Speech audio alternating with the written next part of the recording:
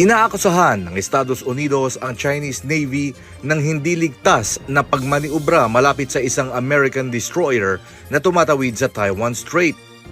Ang insidente noong Sabado, June 3, ang ikalawang close encounter sa pagitan ng American at Chinese militaries sa Asia-Pacific region sa loob ito ng 10 araw.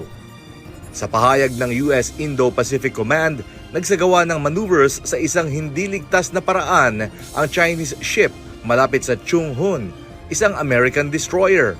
Nangyari ito habang naglalayag ang Chung Hun sa Taiwan Strait kasama ang isang Canadian warship sa isang joint mission. Batay naman sa Chinese military, na monitor nito ang pagdaan ng mga barko, subalit walang binanggit tungkol sa close encounter.